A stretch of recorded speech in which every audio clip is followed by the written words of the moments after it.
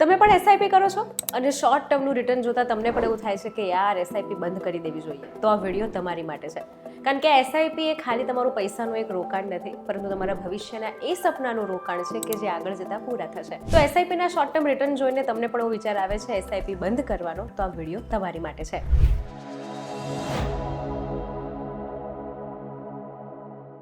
Hello, હું જાનવી પંડ્યા. સ્પોટલાઇટના આજના વિડીયોમાં જાણીશું કે એસઆઈપીના પોર્ટફોલિયોના રિટર્ન જોઈને જો તમને પણ ચિંતા થાય છે અને વિચાર આવે છે એસઆઈપી બંધ કરવાનો, તો એસઆઈપી બંધ ના કરવી જોઈએ. અને એસઆઈપી બંધ ના કરીએ તો શું કરાય એ ચાલો સમજીએ. એસઆઈપી એટલે સિસ્ટમેટિક ઇન્વેસ્ટમેન્ટ પ્લાન. તમારા જે ગોલ હોય એ સપનાને પૂરા કરવા માટે તમે જે એક સિસ્ટમમાં પૈસા નાખો છો, ઇન્વેસ્ટ કરો છો, એને કહેવાય એસઆઈપી.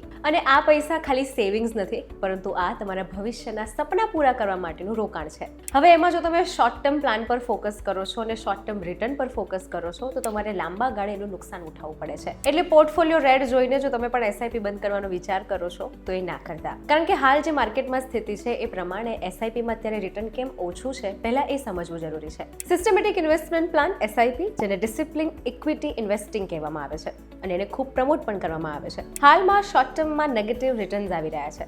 ઈટી બ્યુરોના રિપોર્ટ પ્રમાણે છેલ્લા 18 મહિનાથી માર્કેટમાં ખાસ ગ્રોથ ન હોવાથી ઘણા એસઆઈપી ઇન્વેસ્ટર્સને હાલ લોસ જોવા મળી રહ્યો છે. અને એટલું જ નહીં, છેલ્લા 1-2 વર્ષમાં કરેલા ઇક્વિટી મ્યુચ્યુઅલ ફંડ્સમાં પણ લોસ ચાલી રહ્યો છે. અને એવરેજ 3 વર્ષના એસઆઈપી રિટર્ન્સ પણ મોટાભાગની કેટેગરીઝમાં 5% કરતાં પણ ઓછા છે. ખાસ કરીને ઇન્વેસ્ટર્સે COVID-19 પેન્ડેમિક પછી ઇન્વેસ્ટ કરવાનું શરૂ કર્યું અને ત્યારબાદ રેલી જે જોવા મળી એના પછી આ પહેલો એવો અનુભવ છે કે જેમાં એસઆઈપીમાં ઇન્વેસ્ટર્સને લોસ જોવા મળી રહ્યો છે. એ પછી પણ હાલ જે વેસ્ટ એશિયા કોન્ફ્લિક્ટ જોવા મળી રહ્યો છે તેની અસર પણ માર્કેટમાં થઈ છે. છેલ્લા 1 મહિનામાં માર્કેટમાં ભારે ઘટાડો જોવા મળ્યો. બેન્ચમાર્ક નિફ્ટી 50 લગભગ 30% જેટલી નીચે છે અને નાના શેર્સમાં તો હજુ પણ વધુ સેલ ઓફ થયો છે. આના કારણે ઇક્વિટી મ્યુચ્યુઅલ ફંડ્સમાં કરેલી ઇન્વેસ્ટમેન્ટ્સ પણ હાલ લોસમાં ચાલી રહી છે. અને માર્કેટમાં થયેલા આ સેલ ઓફ પછી એક્સપર્ટ પણ એસઆઈપી સિવાય પણ અલગથી ઇન્વેસ્ટ કરવાની સલાહ આપી રહ્યા છે. તેમના પ્રમાણે એસઆઈપી ઉપરાંત લગભગ 10% સુધીની લમસમ ઇન્વેસ્ટમેન્ટ એડ કરવું ફાયદાકારક છે. હવે આ લમસમ ઇન્વેસ્ટમેન્ટ એડ શું છે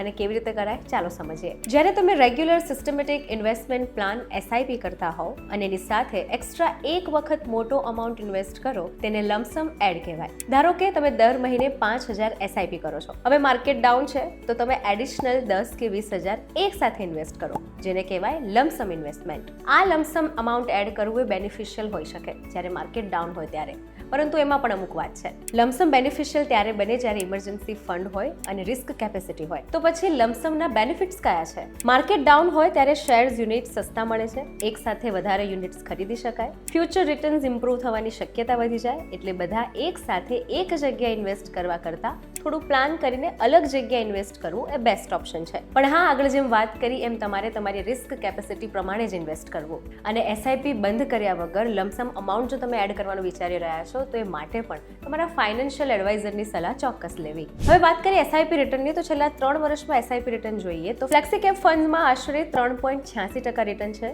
મિડ કેપ ફંડ્સમાં લગભગ 7.26% રિટર્ન છે અને સ્મોલ કેપ ફંડ્સમાં લગભગ 2.31% જેટલું જ રિટર્ન છે, જે દર્શાવે છે કે છેલ્લા 3 વર્ષમાં રિટર્ન બહુ ઓછું છે, ખાસ કરીને સ્મોલ કેપ ફંડમાં. એટલે માર્કેટમાં વોલેટિલિટી અને સ્લોડાઉનના કારણે એસઆઈપી રિટર્ન્સ શોર્ટ ટર્મમાં ઇમ્પ્રેસ કરે એવા નથી. એટલે લોંગ ટર્મ વેલ્થ જો તમારે બનાવવી હોય તો એ શોર્ટ ટર્મ લોસના આધારે નથી બનતી, પ્રોપર ડિસિપ્લિન અને પ્લાનિંગ સાથે બને છે. એટલે પેનિક નહીં, પણ પ્લાનિંગ કરો અને તમારી ઇન્વેસ્ટમેન્ટ જર્નીને ચાલુ રાખો. આ માટે તમારા ફાઇનાન્શિયલ એડવાઇઝરની સલાહ ચોક્કસ લો અને આવા જ ઇન્ફોર્મેટિવ વિડીયોઝ માટે જોડાયેલા રહો વીટીવી ડિજિટલ સાથે.